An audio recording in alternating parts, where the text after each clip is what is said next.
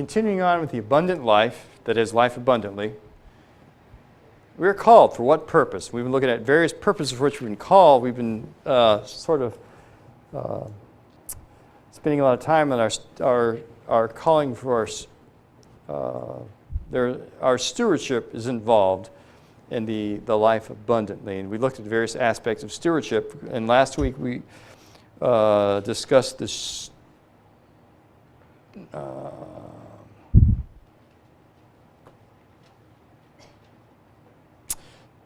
Let me see. We've talked about the stewardship of our time, the stewardship of our money and our talents.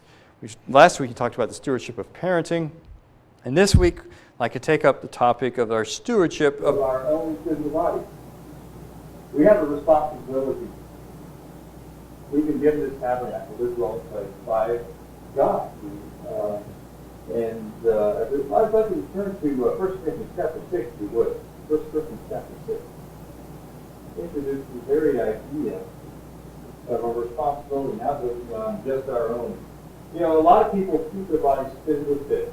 So they see the value in that, and it didn't lengthen their life. They build up a health, level of health, and because of that strength that they build up, the results are a longer life, a longer, more fit, more active life. And so many times, that's what motivates people to stay physically fit. And there's value in that. And the Bible recognizes that too, because physical health, physical exercise,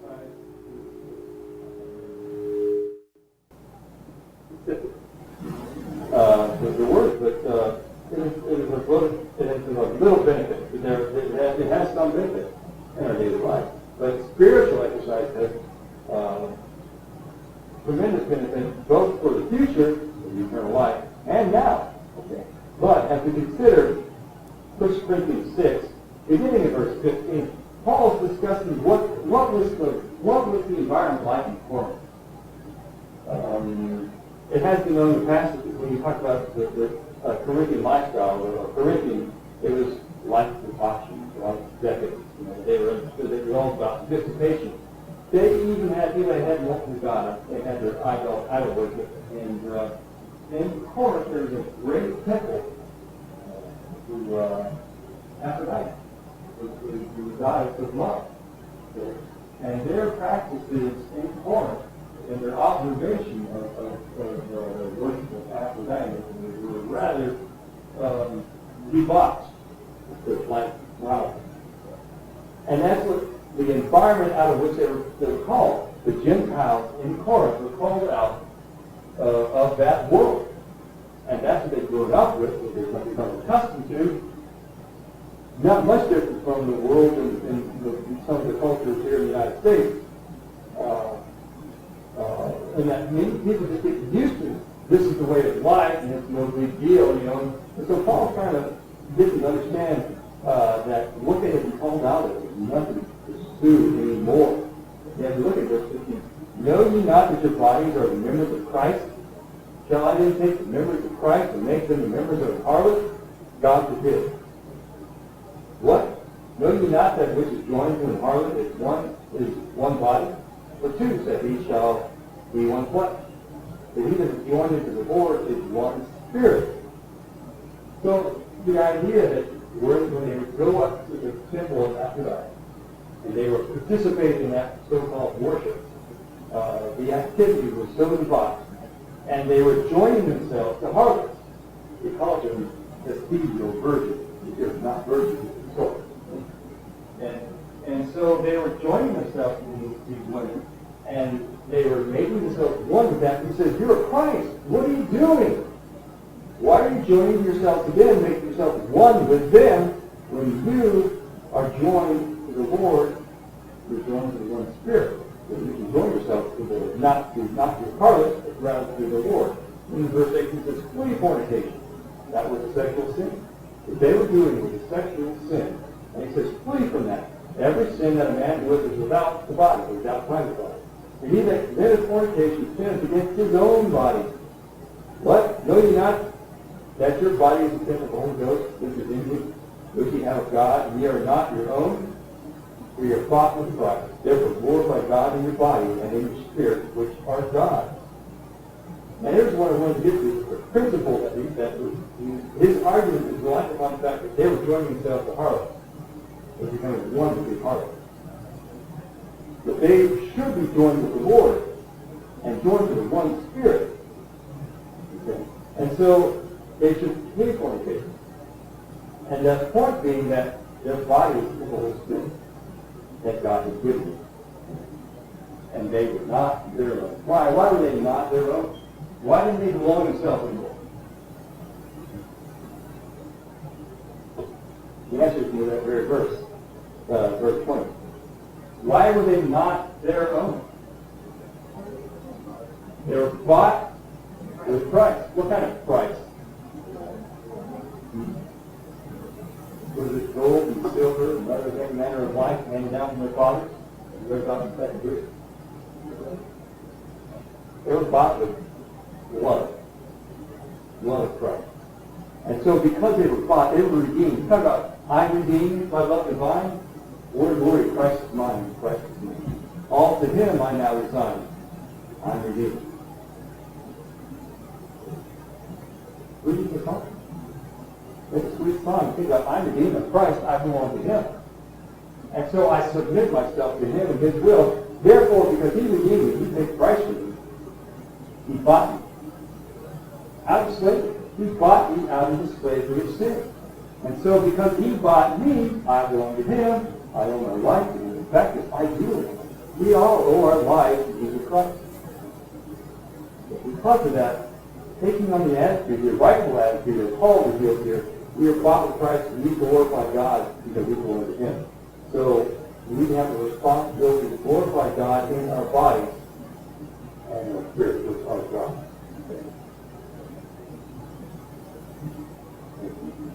So, the idea then that we have a stewardship for our own body, because we're not our own, we're going to God. And there's a responsibility comes along with taking care of what was going to give us. Because if we don't, how effective can we be?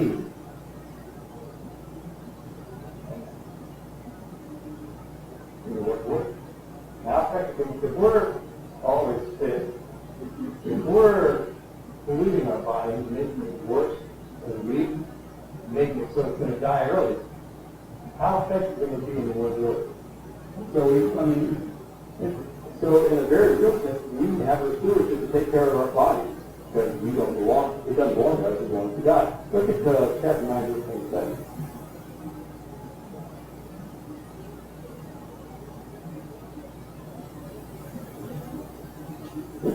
I actually quoted from the verse in the sermon this morning. In verse 26, I therefore so run not as uncertain. So fight I not as one that beateth the air. Okay, so he's serious about his spiritual life. He's serious about his ministry to the Gentiles. He's serious about this. Because in verse 27 it goes on, but I keep him under my body, that if he loses his body, not that he abuses it, but rather it's a sense of he keeps under his control. Because the appetites of the flesh, he keeps those appetites under control, thus that by any means when I have preached to others, I myself should be a castaway. So he keeps under his body. He buffets his body as he never stands with it. That's why he doesn't use his body. He doesn't beat himself up. There are some people who put this so literally. I mean, such a taking rod with the only one is that. Either symbolically or they really did work themselves. Thinking that in suffering with the flesh, they become more spiritual. They become closer to God because the body is suffering. And the Bible talks a lot about suffering of Christians. Certainly they did. But they didn't bring it on themselves in the sense that they didn't call for people to beat them up. They didn't call for people to drag them out to the prison. So they literally suffered for the cause of Christ, but they didn't bring it upon themselves in that they didn't ask for it. It was brought upon them because of their life, their way of life convicted them beyond belief. The very fact that they would not worship the Lord God. The very fact that they would not participate in many of the things that they used to participate in. it was convicting for those who were named in that sentence. The Christian life convicts the sinner. As he sees one living the Christian life, earnestly, genuinely, it brings him time to one for introspection, to look about what's my life like? Maybe we don't like it. A lot of people don't like when they're reminded of themselves. And they don't want to face this until they lash out. And that's what happened to the Christians in the first century. People would lash out against them. And so they did suffer for their faith. But the perversion of that is that you have people willingly taking responsibility. That's not what Paul talks about. Paul did not talk about using his body. He didn't talk about keeping his appetite under control so that he would live a holy life, keeping his body in subjection, keeping it in control. And as we know, we don't own our own self. We don't Christ. So what's the point of all of this? Having that responsibility to take care of yourself, to eat it well, to exercise it well, take care of it. And you don't need to eat stuff that's bad. You don't need to eat stuff that's bad. Life. Does the Bible talk about alcohol beverage? What does it say about alcohol beverage?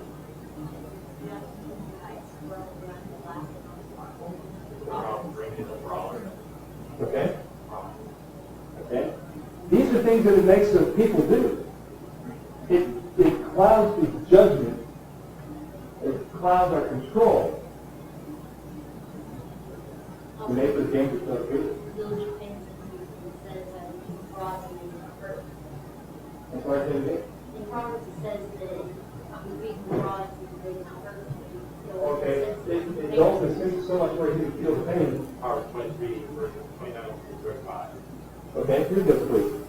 Proverbs 23, 29 through 35. Who has woe? Who has sorrow? Who has contention? Who has complaints? Who has wounds without cause? Who has redness of eyes? Those who linger long to wine. Those who go in search. Go in search of good wine. Do not look on the wine when it is red, when it sparkles in the sun, when it swirls around the city. At the last it bites like a serpent and stings like a viper. Your eyes will see strange things, and your heart will think perverse things. Yes, you will be like one who lies down in the midst of the sea, or like one who lies at the top of the mast, saying, They have struck me, but I did not hurt. They have beaten me, but I did not feel it. When shall I wait that I may seek another drink? He's addicted, isn't he? That's how it's about what he's writing, ridiculous. Who can know if one was become addicted? But in terms of trials and judgment, how the people do things they would normally do. And one thing that we know for certain is that God expects us to have faculties about it. Exactly. And what you say, it's talking about be serious minded, right? He's not saying don't be drunk. Of course, we ought not be drunk. As there are other passages, don't be drunk with wine, rather be filled with the Spirit. Like this contrast between the fleshly life and the spiritual life. Okay, but yeah, we should, and we can't be sober-minded. We can't be seriously thinking about things in full cognitive. We're drunk. And so there are definite spiritual hindrances to drunkenness. Now, Paul did write Timothy about the use of wine.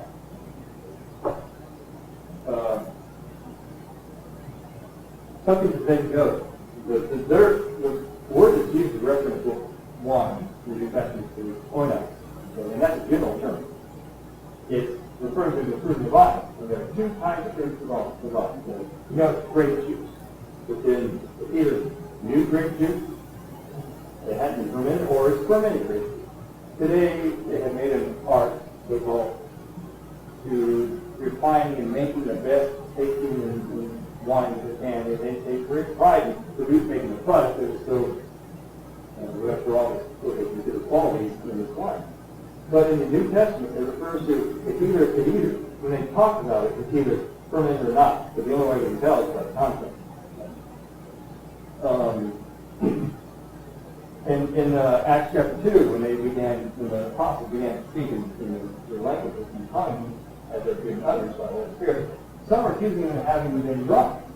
They're not drunk like you perceive them, but rather, do not explain it. This is one of the third hour of the day, from 9 o'clock in the morning, day 10. Typically speaking, you can't be drunk, it's too early, okay?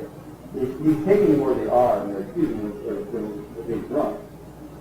So, with that understanding here, we're talking about intoxicating beverage. Now, when Paul writes to Timothy, he tells him that he should take up wine. Why?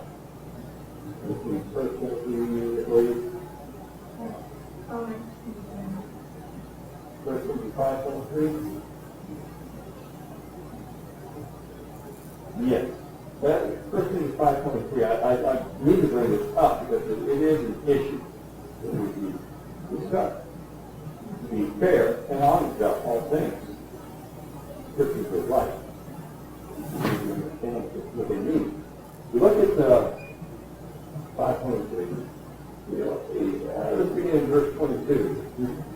Giving Timothy instructions on how he should discharge his duty as an evangelist of the gospel. So lay hands suddenly on no man, neither be partaker of other than sin. Keep thyself pure.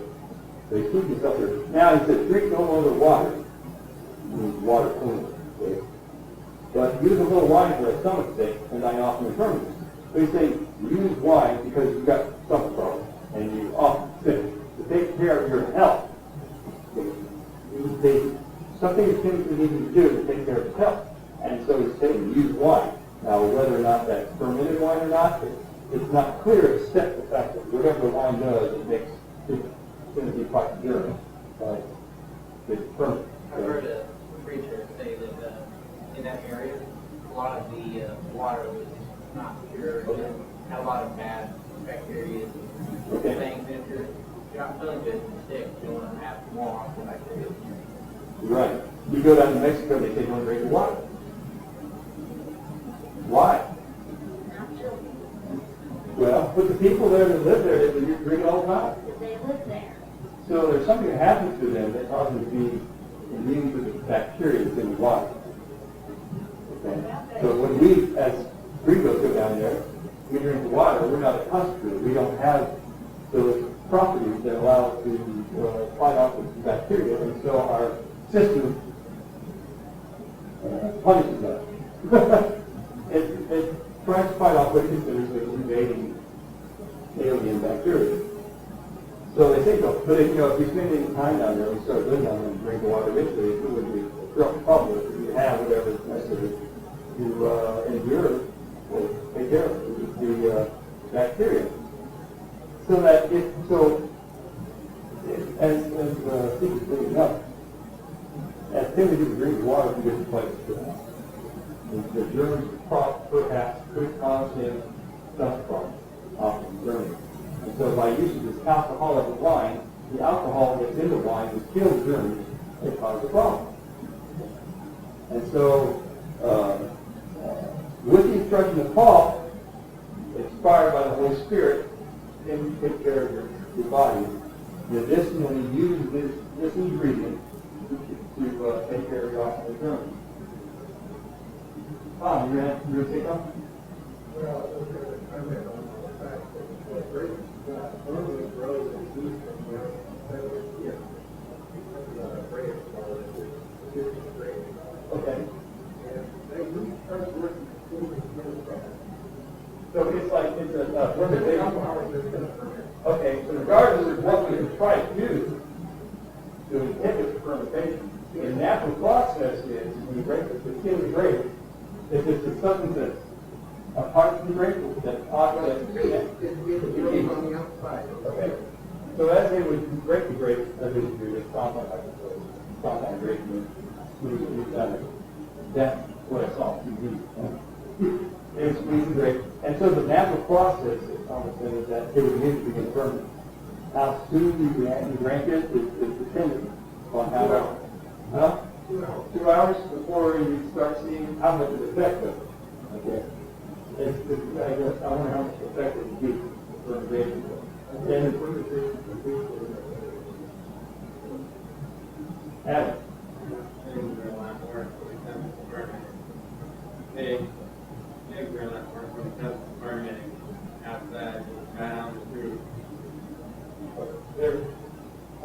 hear that. It says pigs ferment on the tree outside when they're Okay, alive. okay. You ever been around the big tree? It smells funny. Oh, okay. What is it? Apparently, all this grand acquiring has worked. You got something here? Oh, okay.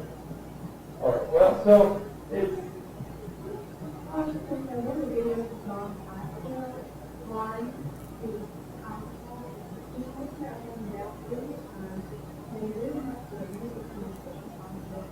You stand it and hold on, and it's raining, and you do that, it will help delay the process, yeah. and you will be sure, you know, that when it's burning, Okay. Yeah, they have techniques. You know the wine that Jesus made for the marriage feast he came of course, this man was doing water, every gallon of gas. Every jar they filled, and if you convert it into wine. And the governor of the feast said, wow, most guys, when they have a party, they serve the best stuff first, and then they serve the least because you become accustomed to play or whatever, and so you can't tell. But this, you serve the best, you say the best last. Wow. Yeah. Well, it tells you about the quality of the wine that Jesus made. But here's the thing. And here's the question. Here's what I was always thought. Well, Jesus made wine. Well, and I've discussed that the wine is a generic term, whether intoxicating or not, it depends on the context. And so you have your immediate context, or you have your real context. You discuss a little bit. That's what we'll understand. The wine that Jesus made, was it fermented? Was it intoxicating or not? So, Thomas brought, well, you can't keep it from the cloudy. Jesus didn't drink from the liquid, from the grape itself. Regardless, the Bible condemns those who would serve strong drink. It would be a sin to serve strong drink. Okay, intoxicating beverage. When you consider that Jesus, he has sinned. He never sinned. Therefore, he could not ever have served intoxicating beverage, especially hundreds of gallons. Intoxicating beverage. So it is,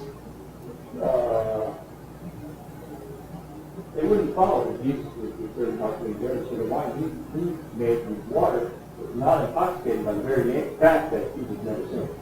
So I just think God made all with alcohol, with grape, milk. It has intoxicated. Yeah.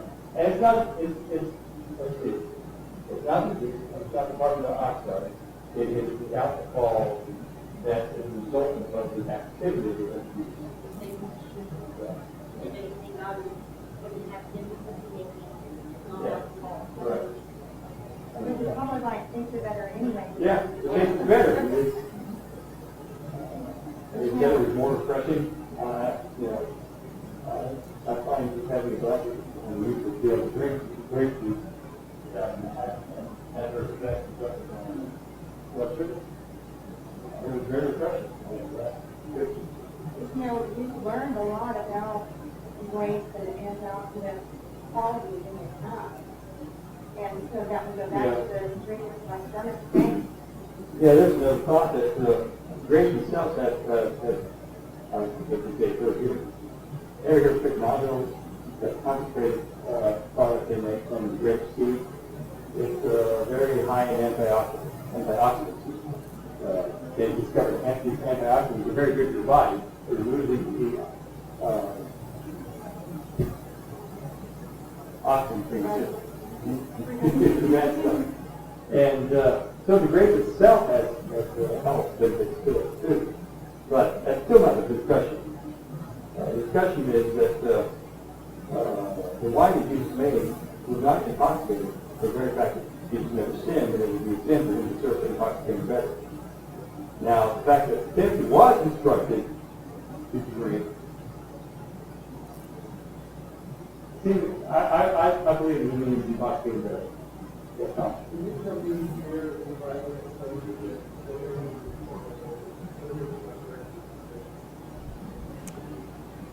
that I need to look that up. Yes, I can. I need to look it up. Proverbs,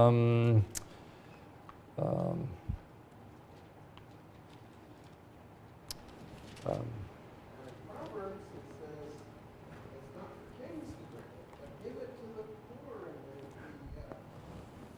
the I don't think that's what he meant. get there. It's not that, it's not for kings. It's okay for everybody else, but not for kings. I don't think that's what he meant. He means kings have to be of good judgment.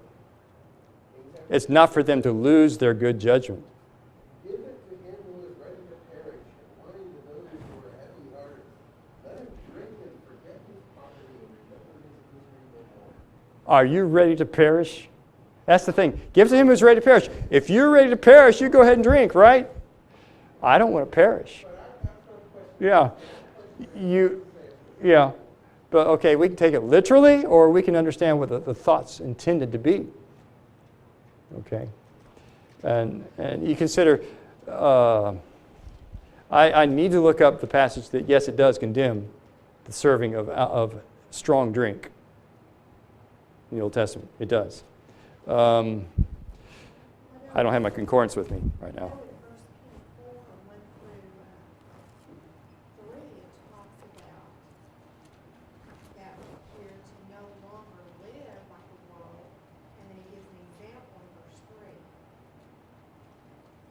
Yes. And then you have to look at the meaning of the Greek word Mm. for drunkenness, revelries, and drinking parties. Okay. How it's listed in that context as negative. We should Yes. not be like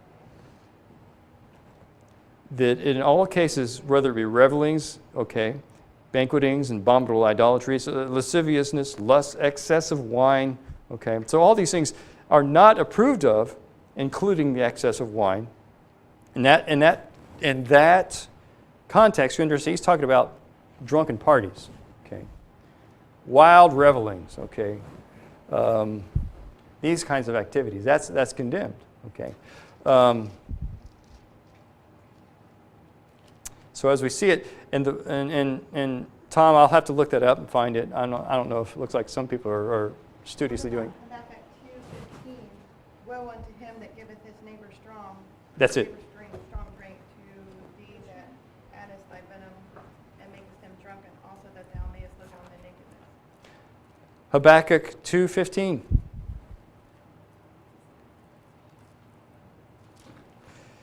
As it says in the King James, woe unto him that giveth his neighbor drink, that putteth thy bottle to him, and makest him drunken also, that thou mayest look on their nakedness.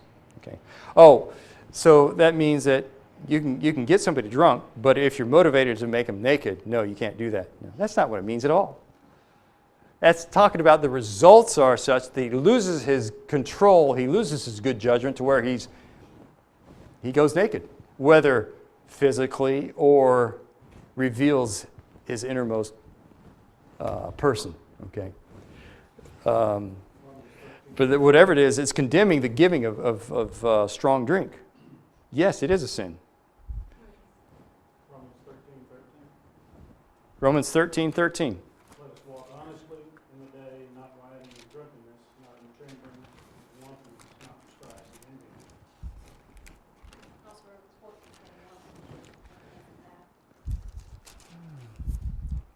Yeah, let us walk honestly in the day, not in rioting and drunkenness, not in chambering and wantonness, not in strife and envying.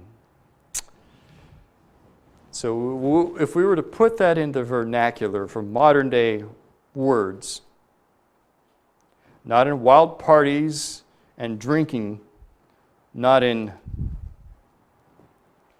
your room or mine, okay? That is chambering. And wantonness, that would be lustful desire, inordinate lustful desire, and not in strife, not in and envying. Okay, so all these things they're condemned. It's a way of life that's condemned. Okay, well, that's still not talking about how I drink. Okay? That's still not talking about how I drink, because I don't do that. So there's Ephesians 5:17 and 18. Therefore, do not be unwise, but understand what the will of the Lord is, and do not be drunk with wine, which is dissipation, but be filled with the Spirit. Right, and there he's contrasting, and whereas where in the world they fill them with the wine they get drunk, and they lose their discernment ability, but you should be filling yourself with the Spirit, not wine. Not alcoholic beverage that causes you to lose your judgment, but rather filled with the Spirit. That is spiritual matters. Okay, spiritual walk. Now, also look at James 1:27. As Christians, of course, we are not like the world. We are not like the world. We've given all that stuff up to walk in the light, to walk in a way that pleases God. Yes, James? 1 Corinthians 5, judgment of the immoral. This is, starting at verse 11, but now I have written unto you not to keep company if any man is called a brother, be a fornicator or covetous, or idolater, or railer, or drunkard, or an extortioner, with such one not to eat. Okay. You stay away from those who, even though they call themselves a brother, who call themselves Christians, if their lifestyle is such, you stay away from them. Don't even eat with them. Don't even eat with them. That's of course, our eating a meal together is it's a social event. When we join in a meal together, it's a social thing, not just nourishing the body. So he says, don't even eat with them. Don't even join yourselves in that kind of fellowship. Not to say that eating is fellowship. I mean, I don't mean to reduce fellowship to merely having a meal together. I don't mean that at all. Fellowship is so much more, but nevertheless, it is one aspect of fellowship. Okay. Okay. So as we look at James 1:27, it says, "Pure religion undefiled before God and the Father is this." You want a definition? Here it is. To visit the fatherless and widows in their affliction. We take care of those who need taken care of. Those who can't take care of themselves. In this case, the fatherless, the orphans, they have no means to them. And that economy they had in that day, orphans didn't have any means. And the widows, in the same way, the widows didn't have any means. Okay, so you visit the fatherless and widows in their affliction, and to keep himself unspotted from the world. What does that mean? To keep oneself unspotted from the world. We don't let the world affect us. We don't take up the habits of the world. And it's like Jesus died for the sins of the world. Why did Jesus die? Because of sin. Why would we want to participate in that very thing that caused Jesus to go to the cross? Why would we want to do the things that got us death to begin with? Why do we want to go back to what condemned us? Rather, we should want to remain unspotted from the world. Now, everything we've been talking about in the use of alcoholic beverages having to deal with what we would call social drinking, what we would call casual. Its purpose was just recreational, believe it or not. Recreational drinking, right? Okay, it's recreational. Okay, it has nothing to do with health benefits. As a matter of fact, I have a number of things that I've found that are important to understand as we consider our stewardship toward our own body. But as we look at the instructions Paul gave to Timothy, take care of your health. It's a fact alcohol has certain health benefits. During the Civil War, before they had morphine and a number of other pain-killing drugs and other benefits, other drugs like that, what did they use before they went into surgery? What they called surgery. What did they use? Strong drink. They'd use whiskey. the dulling of the senses for dulling the pain, but also as a killing germs. Okay, they'd pour the whiskey, the alcohol on the wound. That felt real good. Yeah, I saw. Watching him. Yes, Ethan. There's quite a few medicinal pieces that they've used to help in surgery. One of them was cocaine. Okay. To help out. Okay. Dulling their senses and also used to clean the wound occasionally. Okay. This is modern science. Yes, but you see, when they're administered in a responsible way, they have benefits. But you know what? They're also habit forming. Morphine, a very powerful painkiller, is deadly. Also addictive. And addictive, yes, deadly and addictive, and like they'd use it in the battlefields in World War II, when the medics would come and treat those who had been wounded, meaning mortally wounded, that they were in such horrific pain. The morphine was the only thing that would soothe them. But the problem was sometimes the morphine, one shot of that morphine wasn't enough. They'd want more and want more. If they gave them too much, they'd die because of the morphine. Okay. Build up immunity to it, Okay. Yeah. tolerance for it. Yes. You got to have more and more and more. Ability, a tolerance for it. Yes. And that's the same with any.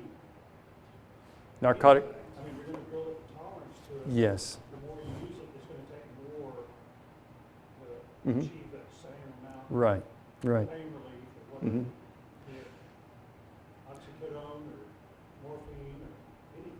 Yeah. Alcohol's the same way. Yes. The recreational drinking, instead of recreational drinking, they drink it because they like the way it makes them feel. Mhm. Okay?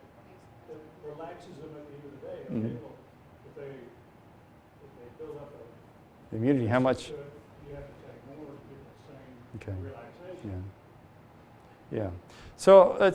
So in reality, you know, God has given us all these plants that He's given us to use to develop medicines and things that help us for particular issues. In this case, Timothy was to use this wine to help his stomach's infirmities, and so it was a responsible way. Now, here's the question: it's a responsible way that he could handle the health problems he had with drinking the water. He says, no longer drink water. He says, don't drink water only, okay? Rather, use wine also, okay? So there, Paul is having to instruct him. Why did Paul have to tell Timothy, you drink this wine for your stomach's sake? Why did Timothy have to be told, drink this wine? Was there something that Timothy wasn't going to do unless Paul told him?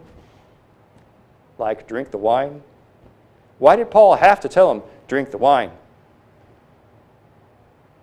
Seemingly that Timothy wasn't going to drink the wine. See how Timothy was raised by his mother Mhm. and grandmother. Yeah. In the Jewish fashion. Right. He would have learned to keep himself from the world as in the wine. Mm-hmm. And so it was going against his conscience Yeah. up until Paul, who got the Holy Spirit, told him that you could take a little bit of it. Mm-hmm. Yeah. And Right. doctors nowadays say that, yeah, you can take a little bit of wine Okay. to help you with some cases, but Yeah. much, Okay. not good for you. Okay. You know, we use the same procedure. Anybody ever have such a terrible cold? What do? You go out to the drugstore, you buy NyQuil, maybe, if you can stand it, you know? I know, it's, ugh. I think they make it taste bad on purpose. It's 50 proof. NyQuil is 50 proof, 25% alcohol. And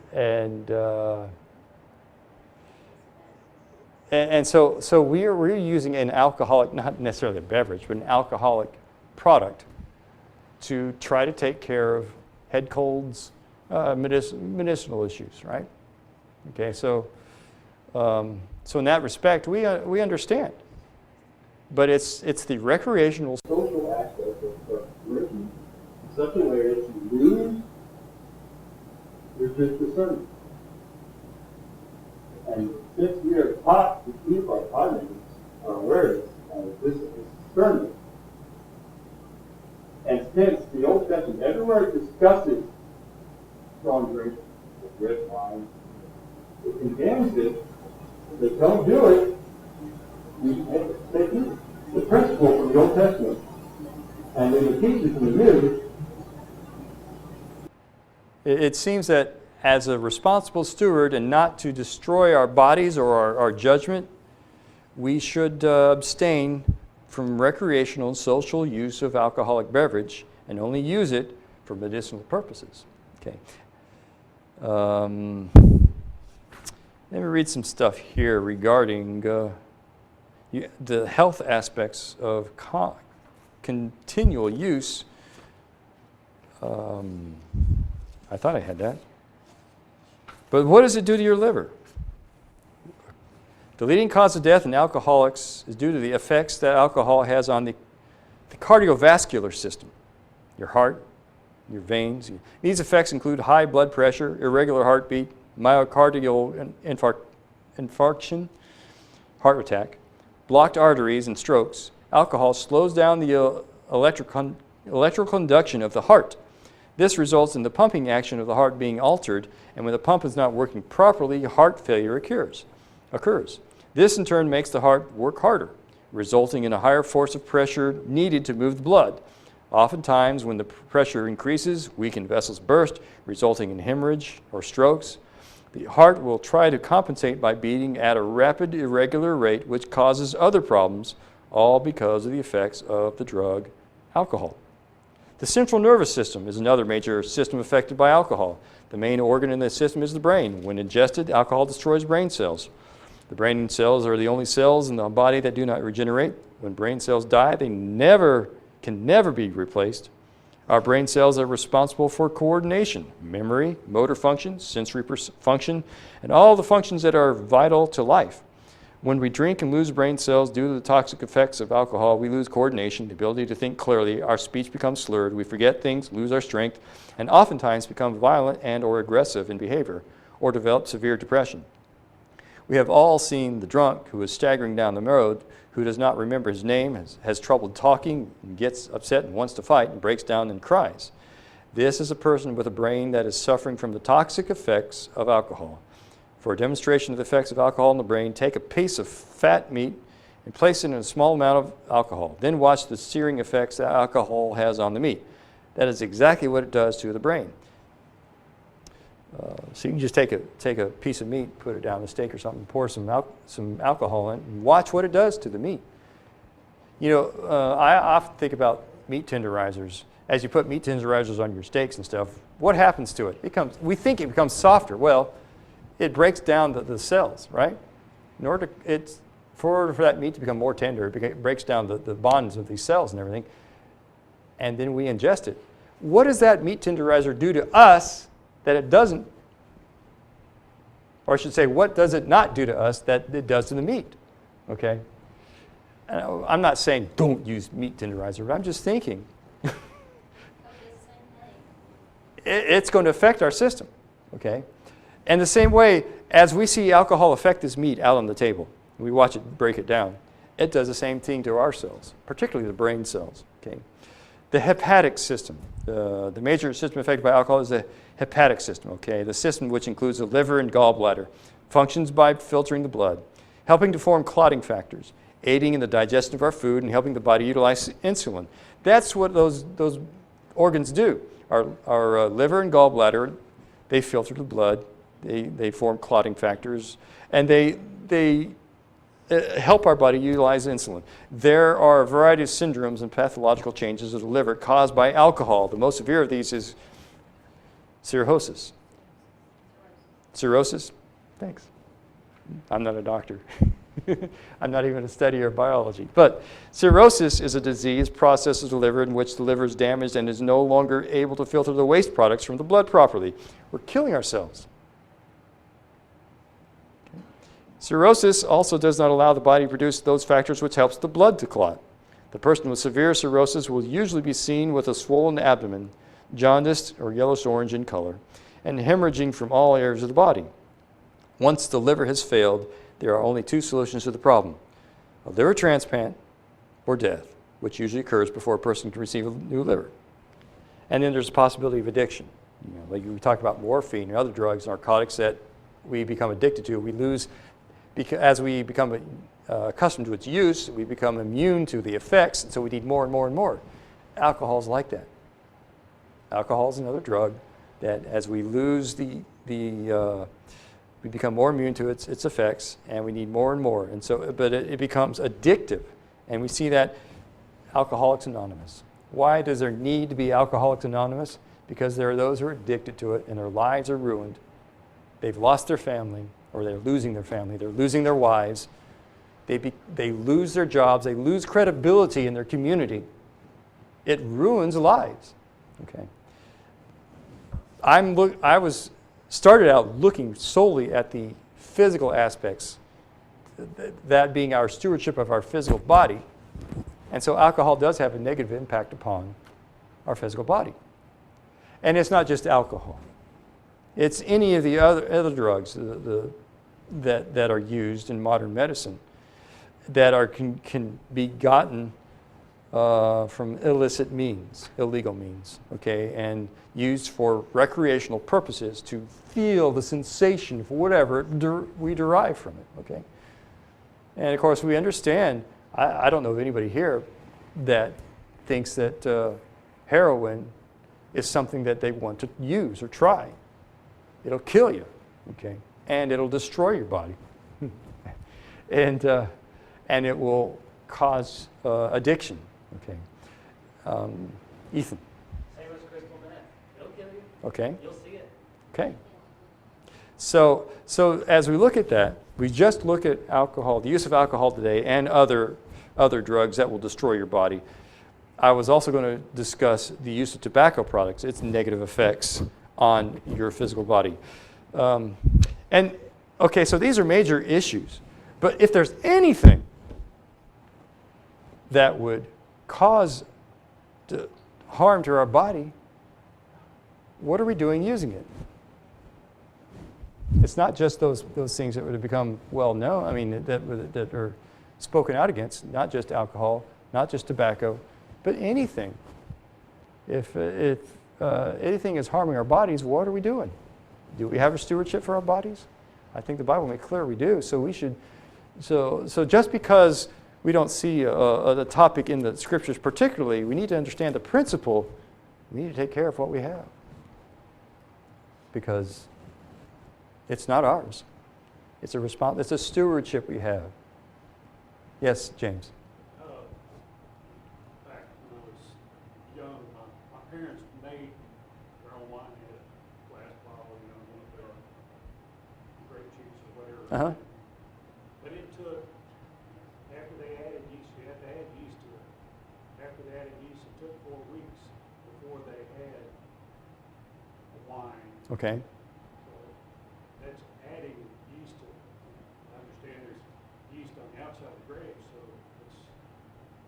it will ferment, but Okay. it's going to take a lot more than 4 weeks. Okay.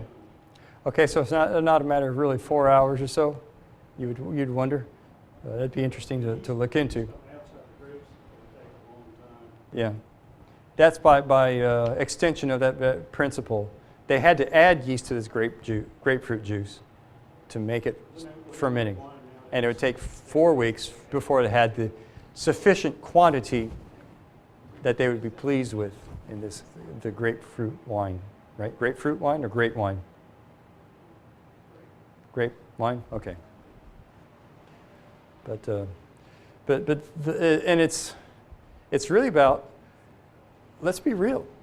What is our responsibility to God and to Christ, seeing that Christians have been redeemed by Him and His blood? What is our responsibility? To take care of what we have. And so, whether or not we agree or not, the principle is there that, hey, look, the facts are there. There are things that harm our bodies, and we ought to abstain for those things that harm our bodies. I know I've gone on longer today, but I hope this has been a good discussion. And I appreciate your comments, your questions, and it makes for interesting discussion. Thanks.